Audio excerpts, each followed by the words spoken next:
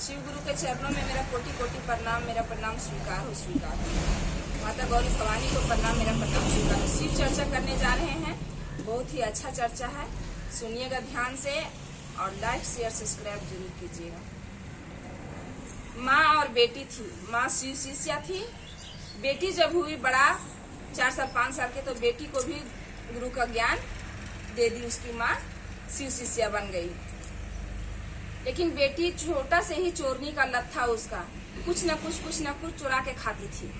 जब चुरा के खाती थी तो धीरे धीरे बड़ी हो गई तो उसकी माँ किसी के पास अपना बात किसी के पास फैलाती थी कि वो मेरी बेटी है, सो कोई वैसा लड़का होगा तो बताइएगा, शादी करना है। तो धीरे धीरे वो कहीं न कहीं से बात आने लगा कि हाँ यहाँ लड़का है, वहाँ लड़का है। कुटुम्ब आने लगा उसको देखने के लिए।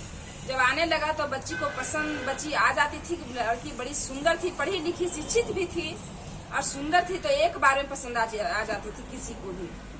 तो आता था देखने के लिए। पसंद होने के बाद उसकी माँ बोलती थी कि लड़की पसंद आई। बोलता था लड़का परिवार से कि हाँ लड़की तो पसंद आई, तो जो शादी के बाद होगा सब वही हो जाएगा, वही ठीक रहेगा। सो हम बता देना चाहते हैं कि मेरी बेटी बड़ी चोरनी है, तो शादी करना होगा तो कीजिएगा, नहीं करना होगा तो नहीं कीजिएगा। तो इसी तरह से बोल देती थी। तो बोला कि बाप रे, मेरा बेटा इतना अच्छा है, इतना संस्कारी मेरा बेटा है, तो हम चोरनी के साथ शादी करेंगे? हम नहीं करेंगे। वो छूट गया। इसी तरह करते करते 10 गांव से उसको लोग आया देखने के लिए, कहीं शादी नहीं हुआ। उसकी माँ लास्ट में इस बात को बोल देती थी, नहीं शादी हुआ। तब 11वां में एक लड़का आया देखने के लिए, अपना पिताजी के साथ एक लड़का आया और देखा लड़की तो पसंद आ गई। पूछी उसकी माँ लड़की पसंद आई? तो हाँ लड़की तो पसंद आ गई। तो हम बता देना चाहते हैं जो शादी के बाद होगा सब वही हो जाएगा, वही ठीक है। सो मेरी बेटी बड़ी चोरनी है, शादी करना होगा तो कीजिएगा, नहीं करना होगा तो नहीं कीजिएगा। तो नहीं, सो हम तो शादी करेंगे, लड़की हमको बहुत पसंद आई है।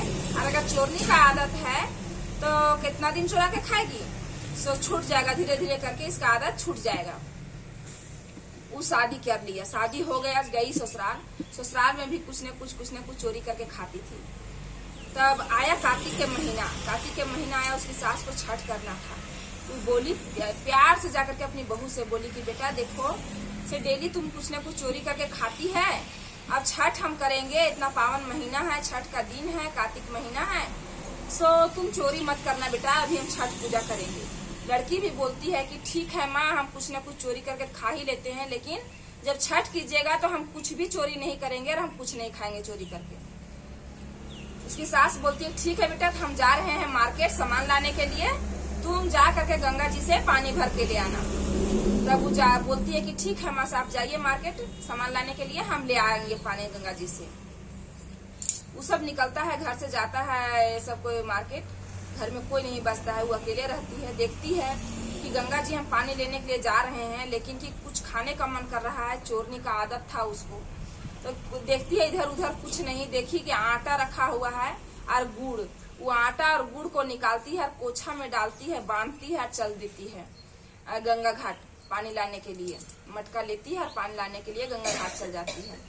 जब गंगा घाट जाती है तो उसको गुड़ और आटा को सानती है और जहां तहां से लकड़ी झूरी चुन बीच करके वो जलाती है और उसी पर एक लिट्टी लगा लेती है। गुड़ और आटा सान करके लिट्टी लगा लेती है और कोछा में ले लेती है लिट्टी को और पानी घड़ा में लेके और आने लगती है। आते आते रास्ता में एक देवी जी का मंदिर था। देवी जी का मंदिर था तो उसमें घी का दीपक जल रहा था देवी जी का मंदिर में। तो वहीं वो घड़ा को रख देती है और लिट्टी है सो दीपक निकाल के ले आती है देवी जी का मंदिर से, और जो लिट्टी है सो बोर बोर के घी के साथ खाने लगती है। जब खाने लगती है दिया जा करके फिर मंदिर में पहुंचा देती है और वहाँ वही पानी पी लेती है, घड़ा वाला लेकर के घर आ जाती है। जब घर आ जाती है तो जब उतना गलती करके आती है मंदिर से, तो देवी माता का जीभ इतना बाहर निकल आता है। और वहाँ जब पूजा करने के लिए जाता है पुजारी, पंडित जाता है वहाँ पूजा करने के लिए, देखता है देवी माता का जीभ पूरा बाहर निकला हुआ है। तो राजा जी के पास घोषणा जाके पहुँचाता है, राजा जी के पास खबर पहुँचाता है कि राजा जी को मंदिर में कुनेम कर दिया है, कुछ गलती कर दिया है, जिसके कारण देवी माता का जीभ पूरा बाहर आ गया है। राजा जी बोलते हैं पूरा हाथ पिटवा दो, पूरा 12 गांव तक आचार्य ब्राह्मण पंडित को बुलाया जाए और पूजा करवाया जाए, जिससे देवी माँ मान जाएगी। लेकिन इसी तरह से हुआ, पूरा हाथ पिटवाए, ढोल पिटवाए और देवी माता के मनाने के लिए 12 गांव से पुजारी सब आने लगा, पूजा करने लगा, पूजा पाठ होने लगा। लेकिन किसी से देवी माता नहीं मान रही थी। जब नहीं मानी देवी माता, तब एक लड़की अपना घर से निकलती है और देखती है कि बहुत भीड़ है इस गांव में। देखने के लिए जनता का भीड़ होता था, बहुत भीड़। अपना पति से बोलती है कि आए जी, ये गाँव में इतना भीड़ कौंची के लगल है सो। तो बोलता है कि बोल तुम नहीं जानती है कि नहीं तो इस गांव में देवी माता का जो मंदिर है, सो इस मंदिर में कोई गलती कर दिया है, जिसके कारण माता जी का जीव बाहर निकल गया है।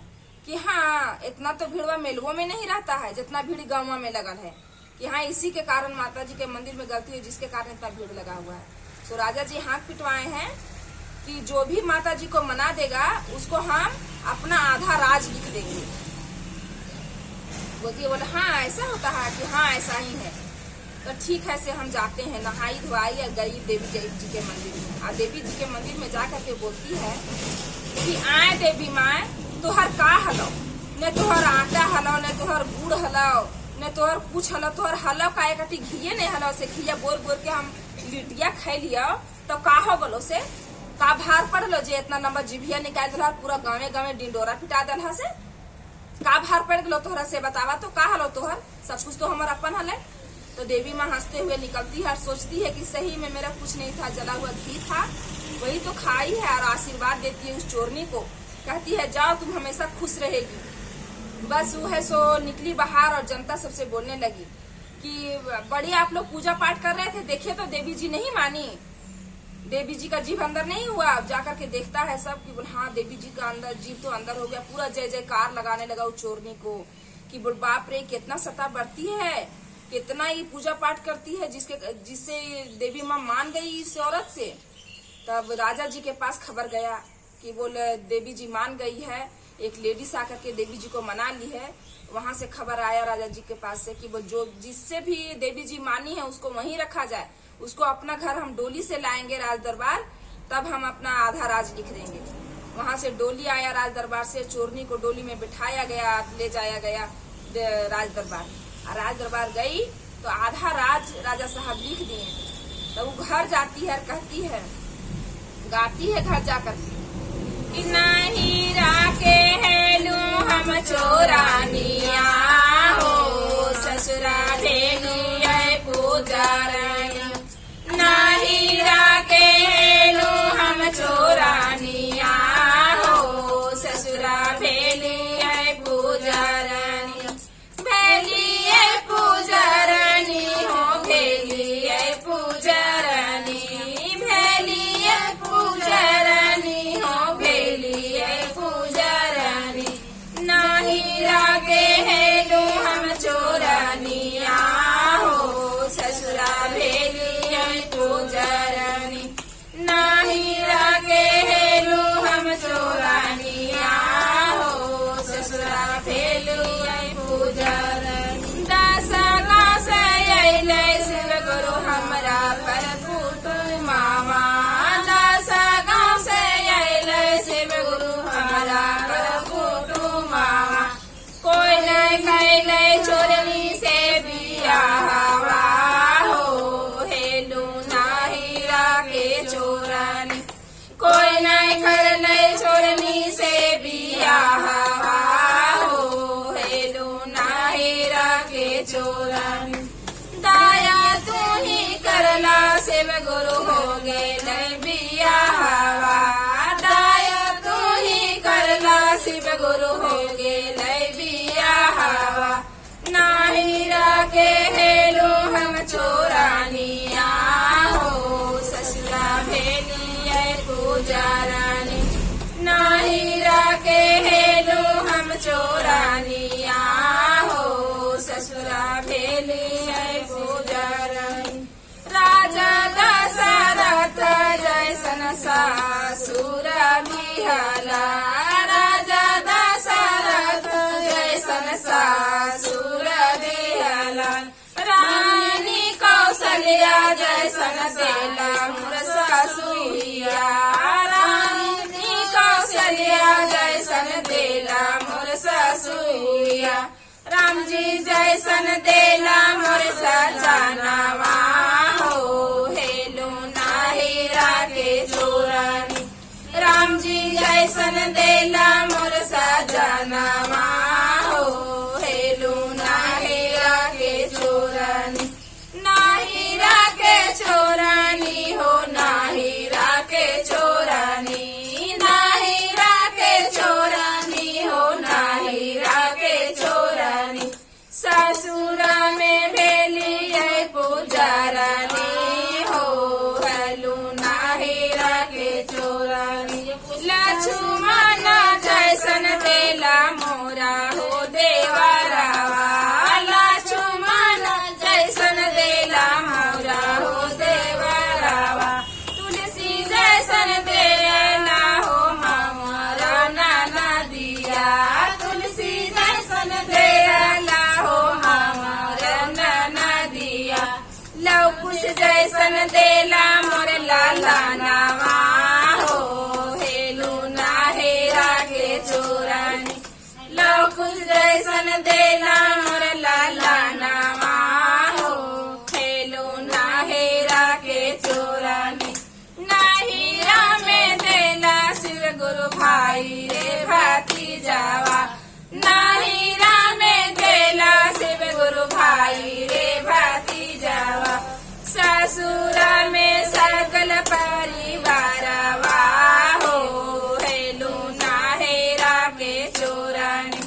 ससुर में सकल परिवारवा हो, हेलू ना हीरा के चोरानी।